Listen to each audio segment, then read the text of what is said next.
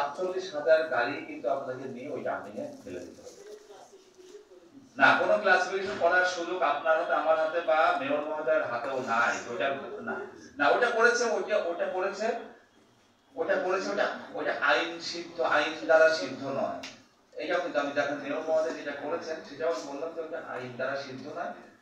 শৃঙ্খলা রক্ষার স্বার্থে, জেলাবাসীর চাহিদা পূরণের স্বার্থে, জেলাবাসীর যেন সমস্যায় না পড়ে, যারা ওটা চালাচ্ছে তারাও যেন সমস্যায়, সার্বিক বিচার বিশ্লেষণ করে উনি একটা ক্লাসিফিকেশনের কথা বললেন, করেছেন, কিন্তু কোনো ক্লাসিফিকেশনই কিন্তু আইনে নাই, ঠিক আছে। এবং আমার পূর্বের জেলাতেও কিন্তু ওখানকার মেয়র মহোদয় বলছিলেন যে একটু এইটাকে এই করলে কেমন হয়, এটাকে এই রং করলে কেমন হয়, এটাকে এই পর্যন্ত আটকালে কেমন হয়। আবার কেউ কেউ আবার লাইসেন্সও দেয়, মানে পৌরসভা থেকে একটা লাইসেন্স দিয়ে গাড়ি, ওইগুলো নাকি বৈধ, এটা দেওয়ারও সুযোগ লাগে। মহামান্য হাইকোর্ট কিন্তু আপনার এই সকল বিষয়ে কিন্তু রায় দিয়েছিলেন, আদালতের রায় রয়েছে, কোনটা বৈধ যানবাহন কোনটা অবৈধ যানবাহন, এটার প্রেক্ষিতে আবার তাদের পক্ষ থেকে রিটও করা হয়েছে, নানা রকম আইনি প্রক্রিয়ার ভিতরে আছে। সেই জন্য বৈধতা দেওয়ার আপনার আমার কারোর ক্ষমতা এই মুহূর্ত পর্যন্ত নাই। এখন যদি পরবর্তীতে বৈধতা দেওয়া হয়, এটা ডিজাইন পরিবর্তন করে, ওইটার আসন বিন্যাস পরিবর্তন করে পর্যায়ক্রমে রেজিস্ট্রেশন দেওয়ার একটা চিন্তা ভাবনা মনে হয় হয়েছে ইতিমধ্যে, আপনারা জানেন। এটা হলো যে আপনার যে রাস্তাঘাটের যে অবস্থা আমি দেখলাম কুমিল্লা শহরে, আপনার এখানে ৬২ লক্ষের উপরে মানুষ কুমিল্লা জেলায়, যেখানে কিনা শহরে কতটা ১২ লক্ষ, তো ১২-১৩ লক্ষ যদি থাকে, আমার পুরো পটুয়াখালী জেলাতেই ছিল হলো ১৫-১৬ লক্ষ ১৭ লক্ষ মানুষ, সেখানে আপনার ওই প্রায় জেলার জনসংখ্যা এখানে আপনার সদরেই শুধু আসে।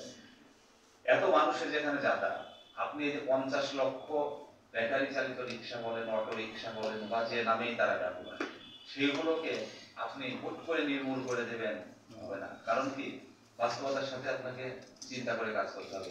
আপনার এই ৫০ লক্ষ মানুষ, শুধু চালক ৫০ লক্ষ যদি হয়, ৫০,০০০ যদি হয়, তার সাথে আপনার যদি ফ্যামিলি ম্যান যদি ৪ জন করেও ধরেন, তাহলে ২ লক্ষ মানুষ বা তার বেশিও থাকে, নিম্ন আয়ের মানুষের পরিবারের সংখ্যাও দেখি বড়, ঠিক আছে। যে দেখা যাচ্ছে আমি ধরলাম এভারেজ ৪ জন, ২ লক্ষ মানুষ, এই ২ লক্ষ মানুষ আজকেই তারা বিকল্প কর্মসংস্থান না খুঁজে পেলে কিন্তু তারা অসহায় হয়ে পড়বে। তাদের ব্যাপারে কিন্তু চিন্তা ভাবনা করে করতে হয়।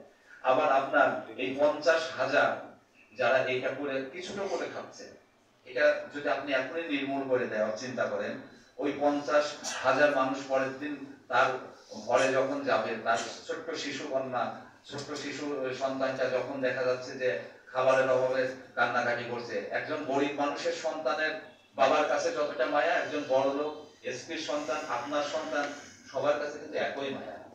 নিজের সন্তান যখন দেখবে যে খাবারের অভাবে ছটফট করছে, বাড়িতে ছোট শিশুর জন্য দুধ কেনার টাকা নাই, সে তখন বাধ্য হয়ে কি করবে, হয় ওই বর্ডার এলাকায় চলে যাবে, তখন হয়তো চিন্তা করে কোনো মাদক ক্যারি করে যদি ঢাকায় দিয়ে দিতে পারি, আমি আজকে ৫০০ টাকা পাবো, তাহলে ওই টাকা দিয়ে আমি আমার সন্তানকে খাওয়াতে পারবো। বাবা তো শেষ বিন্দু রক্ত থাকে, সন্তানের জন্য খাবার জোগাড় করার চেষ্টা করবে, তাই না? আবার না হলে পরে সে কি করবে, বিভিন্ন রকম রাস্তাঘাটে ছিনতাই, চুরি, ছোট ছোট অপরাধ, তখন আবার একদিকে আপনি চিন্তা করতে যাবেন, আর একদিকে দেখা যাচ্ছে সমস্যার সৃষ্টি হবে। এখন ২ লক্ষ মানুষ তো অন্তত খেয়ে পরে দুবেলা ডাল খেয়ে তো অন্তত পাচ্ছে, তাই না? তাদের বিষয়টা চিন্তা করতে হবে যে কিভাবে শৃঙ্খলার ভিতরে আনা যায়, জনভোগান্তি দূর করে তারাও বাঁচলো, জনগণের ভোগান্তিও লাঘব হলো, এই সকল বিষয় নিয়ে আমরা কাজ করতে পারি। এর জন্য আপনার ৫০,০০০ পরিবহন চলাফেরা করার জন্য যে পরিমাণ রাস্তা, প্রশস্ত রাস্তা থাকা দরকার, রাস্তার যে ইঞ্জিনিয়ারিংটা থাকা দরকার, সেটা তো কুমিল্লা শহরে নাই। তাহলে এটা আপনি চাইলে ইনফ্রাস্ট্রাকচার ডেভেলপমেন্ট করা তো হুট করেই হয় না। আপনার ইঞ্জিনিয়ারিংটা ঠিক করতে হবে, রোড ইঞ্জিনিয়ারিং ঠিক করতে গেলে এটা পুলিশের হাতে না, এটা হলো আপনার আমাদের জনপ্রতিনিধি যারা আছেন, বিশেষ করে সম্মানিত মেয়র মহোদয়, উনিও চাইলে যে রাতারাতি সব করে ফেলতে পারবেন, বিষয়টা তা না। সেই জন্য এটা দীর্ঘমেয়াদী একটা পরিকল্পনা, এবং পাশাপাশি আমরা বসে আমরা যতটুকু পারি ততটুকু আমরা চেষ্টা করা শুরু করব। নিশ্চয়ই এটা একটা পর্যায়ে সমস্যার সমাধান হবে। দেখেন স্মার্ট বাংলাদেশ হলে পরে সকল সমস্যারই কিন্তু পর্যায়ক্রমে সমাধান হয়ে যাবে। যেমন আপনার এক্সপ্রেসওয়ে হচ্ছে 6 লেন 8 লেন 10 লেন বা বিভিন্ন রকমের রাস্তা হচ্ছে। যেমন মাওয়া রাস্তা এখন কি চাইলেও কোনো ব্যাটারি চালিত রিক্সা দেখেন? এক্সপ্রেসওয়ে দিয়ে আপনি চলে যাচ্ছেন, পাশে আপনার সার্ভিস লেন আছে, ওদিকে অযান্ত্রিক যানবাহন চলাচল করছে। তা আপনার দেখাচ্ছে একটা সময় এরকম উন্নয়নের পাশে উন্নয়নের হবে, উন্নয়নের সাথে একই সাথে অনিয়মগুলো আস্তে আস্তে দূর হতে থাকবে। উন্নয়ন হতে থাকবে, এক থেকে অনিয়ম দূর হতে থাকবে। আপনার মেট্রো রেল যখন একটা লাইনে চালু হয়েছে, যখন যখন চতুর্মুখী মাকড়সার জালের মতো মেট্রো রেল ছড়ায় যাবে, তখন ওখানে কত মানুষের কর্মসংস্থান হবে। তখন যারা আজ হেল্পারি মতো গাড়িতে ছোট ছোট বাস চালাতো, তারা দেখা যাচ্ছে কিন্তু ওখানে গিয়ে হয়তো মেট্রো রেলের কাজ করা শুরু করবে। বা ম্যাস ট্রাফিক ট্রানজিট হচ্ছে, ওখানে বাস চলবে, আধুনিক বাস নিয়ে আস্তে আস্তে কিন্তু যখন মানুষ ভালো সেবা পাবে, তখন একদম দুর্বল সেবাগুলো থেকে মানুষ সরে পড়বে এবং তারাও কিন্তু বিকল্প খুঁজতে থাকবে।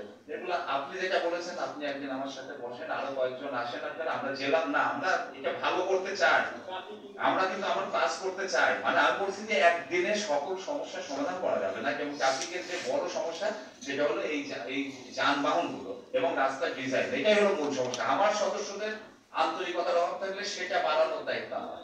আমার সদস্যদের কাজে কর্মে যদি কোনো গাফিলতি থাকে, সেটা যেন তারা খুব রিলিজিয়াসলি দায়িত্ব পালন করে, তারা যেন তৎপর থাকে।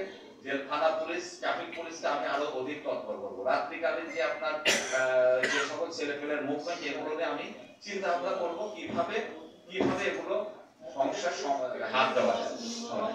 এগুলো আমরা এগুলো নিয়ে করবো। হ্যাঁ হ্যাঁ।